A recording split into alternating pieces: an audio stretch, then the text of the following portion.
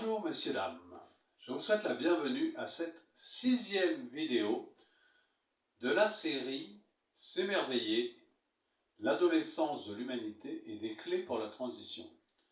Alors, on en est à peu près à un tiers des vidéos. Le premier tiers, on a observé l'univers, on a observé l'histoire de la Terre, on a observé tous ces miracles qui existaient, et puis un nouveau regard apporté par rapport à ça, et on en arrivait jusqu'à parler de l'hypothèse Gaïa, la Terre en tant qu'être vivant. Là, ensuite, je vais avoir un bon tiers où on parlera quelles sont les conséquences du fait de regarder la Terre en tant qu'être vivant, avec tout ce que ça peut apporter comme émerveillement. Et dans la troisième partie, je parlerai de ces fameuses clés pour la transition, c'est-à-dire comment nous pouvons nous comporter, comment toutes ces prises de conscience, ou tout au moins ce regard, cette invitation à ce regard un peu différent, comment ça peut nous permettre de vivre avec beaucoup plus d'émerveillement et donc de joie. Mais avant, je voudrais faire un petit intermède juste pour parler d'un élément extrêmement important qui concerne l'univers et qui concerne l'évolution. J'ai parlé plusieurs fois de la croissance de la complexité qui nous accompagnait. Depuis le Big Bang jusqu'à aujourd'hui, ce n'est que de la croissance de complexité. Et la Terre elle-même, elle est dans une croissance, une accélération de cette croissance de la complexité. Mais ce sur quoi je voudrais attirer votre attention, c'est sur le fait que la nature ou l'univers, dans la croissance de la complexité, il ne fait pas marche arrière. Ça ne fait pas marche arrière. C'est important de voir ça parce que demain ne sera pas comme hier, c'est sûr. Et effectivement, on porte un regard catastrophique sur tout ce qui est en train de disparaître, toute cette transformation qui est en train de se passer sur la Terre, alors que ce n'est pas forcément quelque chose de dramatique. Prenons l'exemple tout simplement de tous ces miracles dont je vous ai parlé. Lorsque dans la soupe primordiale, là où la vie se développait uniquement dans l'océan, lorsque l'univers a inventé la chlorophylle.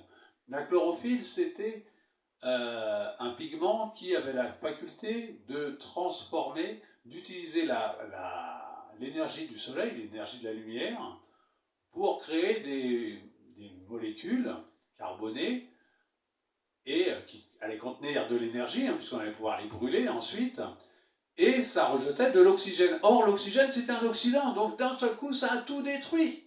C'était catastrophique, et pourtant, c'est extraordinaire, parce que ça a permis à cet oxygène de sortir de l'océan, et d'aller créer cette couche d'ozone qui a permis ensuite à la vie de s'installer à l'extérieur des continents, de la mer, de l'océan.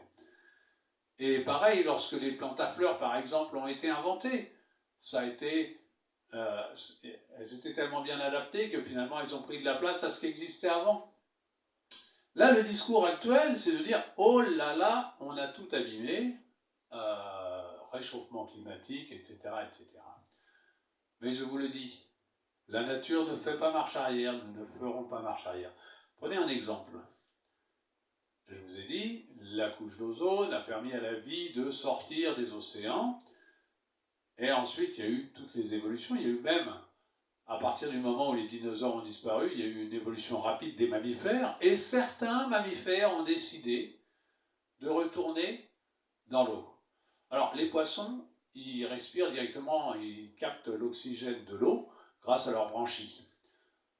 Les mammifères, eux, ou même les reptiles, les animaux terrestres, ils captent l'oxygène directement dans l'air grâce aux poumons. Et bien lorsque certains mammifères sont retournés dans l'eau, ils n'ont pas redéveloppé des branchies, ils se sont adaptés. Les dauphins, les tortues, les baleines, tous ces mammifères marins continuent à respirer l'air. Et donc c'est intéressant de voir ça comme ça, pour se dire, ok, on est dans un processus évolutif. La planète peut être vue comme un être vivant. Il y a très longtemps, je saurais vous dire de mémoire il y a combien de temps, il y avait un seul continent, c'est la Pangée. Et puis ensuite, par la tectonique des plaques, la Pangée s'est séparée en plusieurs continents, il y a 5 grands continents, et la vie s'est développée durant des millions d'années de façon complètement autonome. Et du jour où, grâce ou à cause de l'homme, il y a eu des transports internationaux, d'un seul coup, ça a créé une connexion. Et il y a eu bien évidemment des espèces invasives qui ont mis un petit peu le désordre là-dedans. Mais si on y réfléchit bien, si on regarde du recul, c'est toujours ce que je vous invite toujours à faire, c'est prendre du recul. Mettons-nous sur l'échelle géologique ou l'échelle astronomique, qui ne se compte pas en années ni même en siècles, mais en millénaires ou en millions d'années. Inévitablement, un être vivant, comme ça, allait interconnecter toutes ces parties, comme si c'était des organes. Et dès l'instant qu'on commence à voir la Terre comme un être vivant, automatiquement, on va avoir d'autres façons de voir les choses. Et là, c'est extrêmement intéressant. Un peu comme un corps humain. Un corps humain, vous avez des organes, vous avez le foie, vous avez le cœur, vous avez les poumons, ils doivent tous bien s'entendre. Et ça, c'est ça qui nous apporte beaucoup d'espoir et qui va nous obliger à nous transformer réellement, collectivement. Et pour se transformer collectivement, il faudra qu'on se transforme aussi individuellement. Je vous remercie de votre attention et je vous dis à très bientôt.